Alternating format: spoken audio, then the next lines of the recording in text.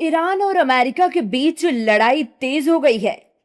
अमेरिकी हमलों के जवाब में ईरान ने जॉर्डन में अमेरिका की सेना के बेस को मिसाइलों से निशाना बनाया। इस हमले में 2 अमेरिकी सैनिकों की मौत हुई है और एक लापता है।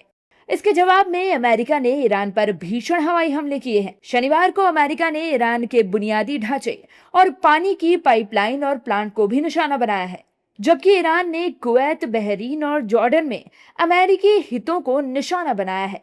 अब युद्ध भीषण रूप लेता दिख रहा है। यूएस सेंट्रल कमांड के मुताबिक जॉर्डन में ईरानी बैलिस्टिक मिसाइल और ड्रोन हमलों में 2 अमेरिकी सैनिकों की मौत हो गई है।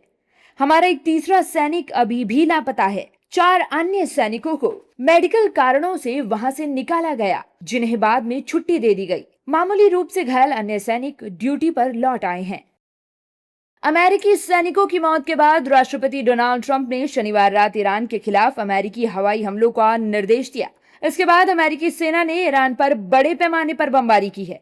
अमेरिकी सेना ने कहा है कि इन हमलों का मकसद ईरान की सैन्य क्षमताओं को कमजोर करना और जॉर्डन में सैनिकों पर हमले का बदला लेना है। अमेरिका के ईरान पर हमले बीते हफ्ते से ही जारी हैं। शनिवार को लगातार 8वीं रात थी जब अमेरिकी सेना ने ईरानी ठिकानों पर हमले किए हैं। अमेरिका के निशाने पर खासतौर से होर्मुज के आसपास के द्वीप रहे हैं।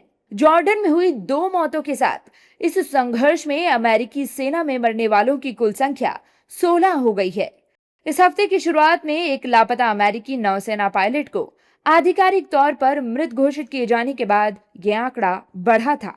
ईरान के सर्वोच्च नेता मोस्तबा खामेनेई ने अपने एक बयान में कहा है कि अमेरिका जून में हुए संघर्ष विराम समझौते का बार बार उल्लंघन कर रहा है।